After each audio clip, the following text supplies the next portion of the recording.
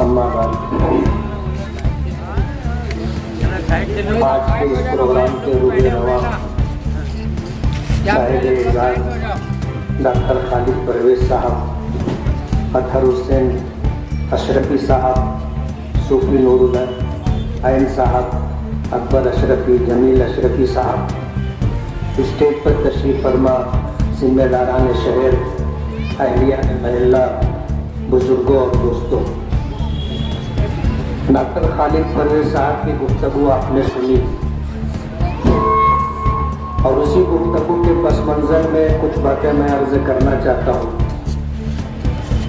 आज का ये दिन मालेगांव वालों के लिए इस माना करके अहम है कि तकरीबन 15 करोड़ से रुपयों के काम का आगाज आज हो रहा है। इस प्रोग्राम में आने से पहले एक प्रोग्राम सुलेमानी मस्जिद के पास था, जिसमें तकरीबन 11 करोड़ रुपये से ज़ायद कामों का इफ्तिताह हुआ। फतेह मैदान से लेकर के सुलेमानी चौक तक, सुलेमानी चौक से लेकर के मुंशी बाबा की दरगाह तक और मुंशी बाबा दरगाह साहब की दरगाह से लेकर बड़ी मालेगांव हाई स्कूल तक और बड़ी मालेगांव हाई स्कूल से लेकर के हाईवे तक, ये 4 काम हैं जिसका तखमीना 11 करोड़ रुपये से ज़ायद है। उस काम का इफ्तिताह करने के बाद आज इस प्रोग्राम में हम लोगों की शिरकत है और इस प्रोग्राम में तकरीबन 6 करोड़ रुपये के काम का इफ्तिताह होगा।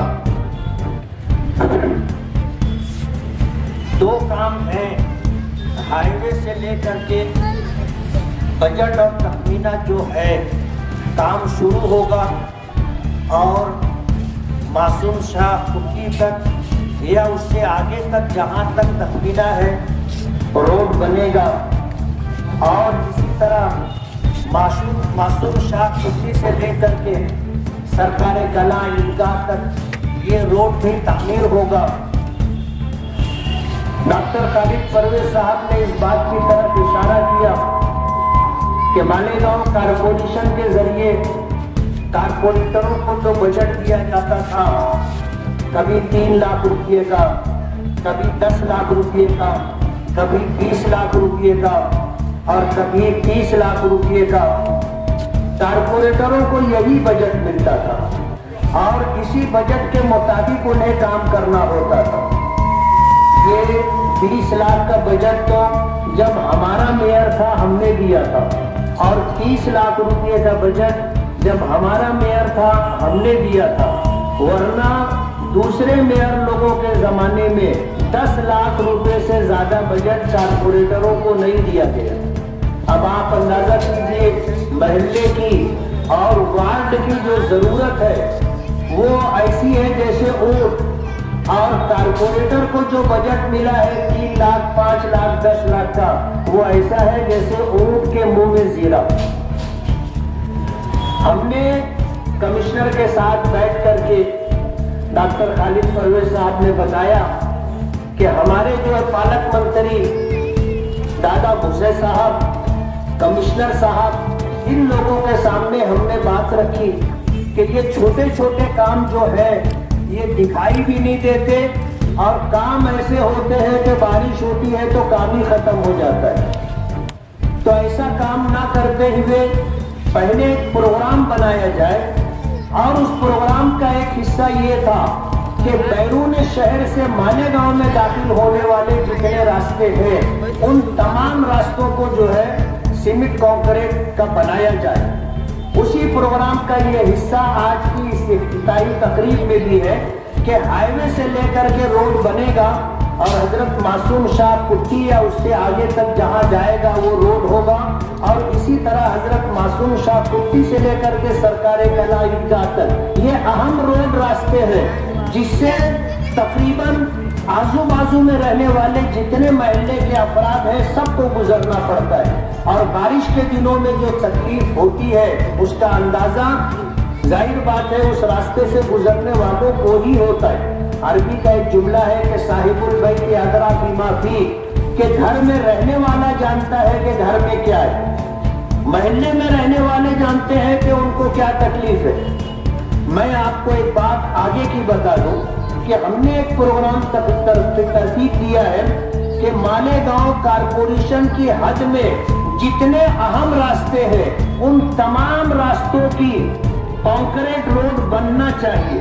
उसके लिए तकरीबन 150 करोड़ रुपए का बजट है। कमिश्नर साहब से हमने बात की, वो इस पर तैयार है। हमने पालक मंत्री साहब से बात की और वो नीम रजामंद है इस माना करके कि इतना बड़ा बजट मैं मालेगांव को नहीं दे सकता।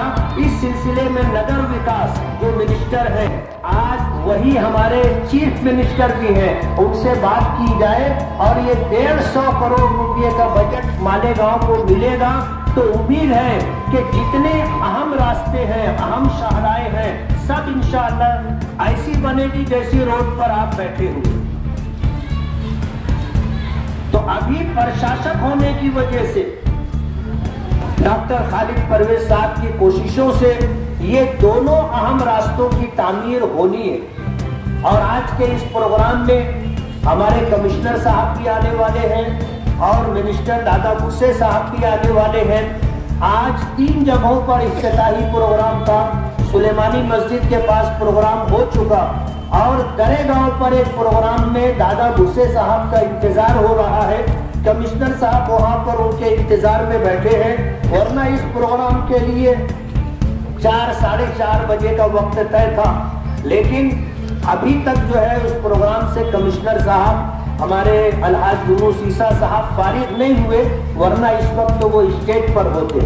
बताना यह है कि इस शहर में इलेक्शन आने से पहले हमारी कोशिश ये है कि शहर में जो मूलभूत नागरिक सेवा होती है, यानी हमारी बुनियादी सहूलतें और बुनियादी जरूरियात, वो एक हद तक हम पूरी कर लें। इस बात के लिए हम कोशा हैं। अभी हमारे पहले 2-2.5 साल कोरोना में गुजर गए, लेकिन इस साल में 365 दिनों में 366 करोड़ रुपया सरकार से मंजूर करवाए और ये अल्लाह ताला का करम है। इसमें 145 करोड़ रुपया तलवाड़ा डैम से मालेगांव फिल्टर प्लांट तक नई पाइपलाइन डली है। और दूसरा बड़ा काम टेरे चौकुल्ली से लेकर के 40 गांव फाटे तक, ये 57 गांव पे जो बार बार हादसा होते हैं और रोड के उस तरफ बस्ती में रहने वाले लोग आते जाते हादसा का शिकार होते हैं, उसकी वजह से Delhi highway authority, Bombay highway authority और नासिक हाईवे अथॉरिटीज को बुलाया था और तीनों जगहों के जो जिम्मेदारान थे उनका सर्वे कराया था। और ये रिपोर्ट जब सरकार तक पहुंची, दिल्ली सरकार तक, तो 166 करोड़ रुपया या 165 करोड़ रुपया दोनों के दरमियान कुछ रकम मंजूर हुई है, जो टेरे चौकुल्ली से लेकर के 40 गांव फाटे तक 3 फ्लाईओवर बनेगा, अंडरग्राउंड रास्ते बनेंगे और दोनों तरफ सर्विस रोड बनेगी। ये 165 करोड़ रुपए का काम है। इसके अलावा दीगर काम जो हम लोग आमदार निधि से, नगर उत्थान से और इसी तरह नगर विकास से, नाबार्ड से फंड ला करके इस शहर में काम करने की कोशिश कर रहे हैं। ये हमारी कोशिश है और ये मौका आप लोगों के ताउन से हमें मिला है कि आपने हमें चुना, अपने कीमती वोट दिए, खिदमत का मौका दिया। हम लोग पूरी कोशिश कर रहे हैं। माजी में मेरा पहला टर्म था 2009 से 2014 तक, उस वक्त जिनकी सरकार थी आपको पता होगा, हम काम करने की कोशिश करते थे तो मालेगांव के लोग जाकर के काम रुकवा दिया करते थे कि अगर इनके जरिए से काम होगा तो पार्टी का नाम खराब होगा और आइंदा पार्टी के लिए बढ़ने का मौका नहीं रहेगा। हमें फंड मिलता ही नहीं था और इल्जाम ये लगता था कि मुफ्ती साहब काम ही नहीं करते। कुछ लोग कहते थे कि उनको काम करने का ढंग ही नहीं है। लेकिन अब ये मौका आया है कि सरकार तो उनकी नहीं है जिनकी 9 से 14 के दरमियान थी, सरकार उनकी है जिनको हम फिरका परस्त कहते हैं। और अभी डॉक्टर खालिद परवेज साहब ने कहा कि लड़ने की जगह हम लड़ते हैं। आपको पता होगा जिस वक्त महाविकास अघाड़ी की सरकार बनी थी, पार्टी पॉलिसी के पेश नजर हमने फिरका परस्तों का साथ नहीं दिया था। जब उनकी सरकार बननी थी हमने वोट नहीं दिया था, हम हाउस में बैठे रहे। 12 कहने वालों ने कहा कि आप खड़े हो जाओ, आप हाथ उठा दो, आप वोट दे दो। मैंने कहा भाई हमारी पार्टी के खिलाफ है, हमारी पार्टी पॉलिसी ये है कि हम फिरका परस्तों के साथ नहीं जाएंगे। तुम्हारे साथ जो लोग हैं वो उन पर फिरका परस्ती का इल्जाम है या फिरका परस्त पार्टी है, इसलिए हम आपके साथ नहीं जा सकते।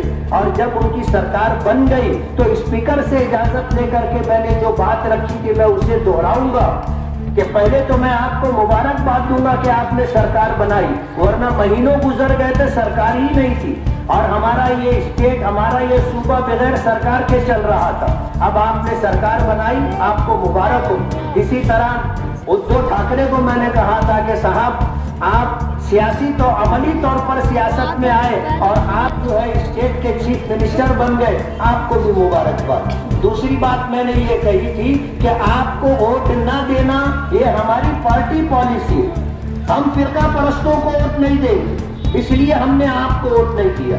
तीसरी बात ये कि अब सरकार आपने बना ली है, 5 साल तक सरकार चलाने में या कोई कौम मिल्लत के मफाद में कोई बिल होगा, सूबे और स्टेट के मफाद में कोई बिल होगा और हमारी यह जरूरत आपको पड़ेगी तो हम आपके साथ हैं।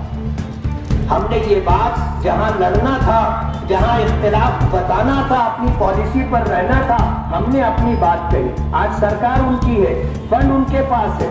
अजीब बात है कि जब तुम उनकी गोद में बैठे थे तो उस वक्त वो अच्छे थे, आज तुम्हारी सत्ता खत्म हो गई और तुम्हारे मफादात टूट गए तो आज वो बुरे हो गए।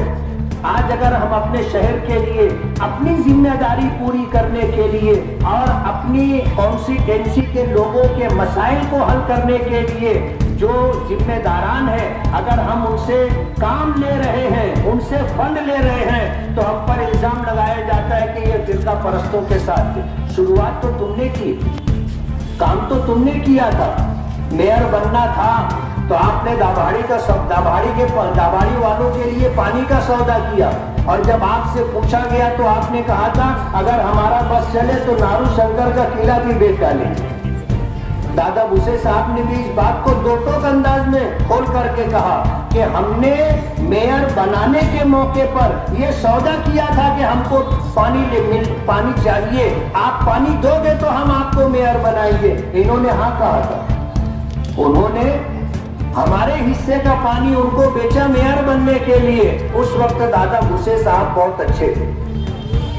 आज जब उनकी मेयरशिप खत्म हो गई है तब नाक लगा रहे हैं और हम लोगों को इल्जाम दे रहे हैं। हम तो ये कहते हैं कि भाई इख्तिलाफ करने की जगह, लड़ने की जगह हम लड़ेंगे, अपनी पॉलिसी पर हम साबित कदम रहेंगे, लेकिन जो जिम्मेदारी आपने हमें एमएलए होने की हैसियत से या कारपोरेटर होने की हैसियत से दी है, उन जिम्मेदारियों को पूरा करने के लिए हमें कमिश्नर के पास भी जाना पड़ेगा, हमें पालक मंत्री के पास भी जाना पड़ेगा, हमें नगर विकास मंत्री के पास भी जाना पड़ेगा, हमें नगर उत्थान भी जाना पड़ेगा, हमें नाबार्ड के मिनिस्टर के पास भी जाना पड़ेगा, नगर विकास मंत्री के पास भी जाना पड़ेगा, हमें चीफ मिनिस्टर के पास भी जाना पड़ेगा। ये हमारी जिम्मेदारी है और हम जा रहे हैं और जाने की वजह से आज ये सूरत हाल है कि बड़े बड़े काम हो रहे हैं, वरना डॉक्टर खालिद परवेज साहब बैठे हुए हैं। अगर ये कारपोरेटर रहते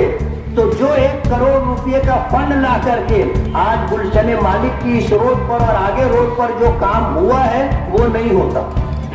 और अगर ये कारपोरेटर रहते और जो लोग सत्ता पे थे और चेयर पर मेयर बन करके बैठे थे, ये 5.25 करोड़ रुपए का फंड डॉक्टर खालिद परवेज को नहीं मिलता। ये तो नहीं है वो, और प्रशासक है, कमिश्नर है, तो आज ये काम हो जा रहा है। इस पूरे एरिया के लोगों की हमेशा से ये बुनियादी जरूरत रही है। बारिश के दिनों में जिन हालात से इस रास्ते पर गुजरने वाले गुजरे, हमने देखा है, उनकी तकलीफें सुनी है। आज उनके लिए एक अच्छा मौका है कि हजरत मासूम शाह कुट्टी से लेकर के सरकारे कला ईदगाह तक ये रोड बनेगा और दोनों तरफ के रहने वालों को इसका फायदा होगा। इसी तरह हाईवे से लेकर के रोड अंदरूनी शहर आएगा और तखमीने के मुताबिक जहां तक रोड बनना है वो रोड बनेगा।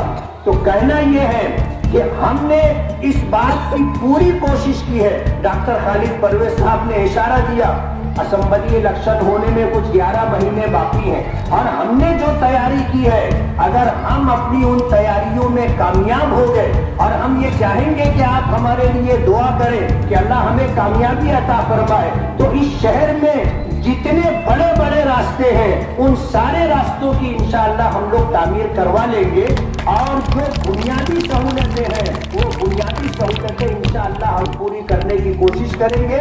मैं अपने रब का शुक्रगुजार हूँ कि जो इल्जाम था कि मुफ्ती साहब काम नहीं करते, आज अल्हम्दुलिल्लाह पूरा शहर मुतमईन है और शहर के अंदर आप अपने चश्मे सर से देख रहे होंगे कि पूरे शहर के अंदर बड़े बड़े रोड रास्तों की तामीर हो रही है। लेकिन हम इस बात को महसूस करते हैं कि ये काम हमारे शहर की जरूरत के पेश नजर नाकाफी है। हमें अल्लाह मौका देगा तो हम शहर के तमाम कामों को करने की कोशिश करेंगे और अल्लाह की रहीम व करीम जात से उम्मीद है कि अगर हम कौम मिल्लत के लिए नफा बख्श होंगे, अपने शहर के लिए हम नफा बख्श होंगे, तो अल्लाह हमें फिर काम करने का मौका देगा। व आखिर दावाना अनिल हम्दुलिल्लाहि रब्बिल आलमीन।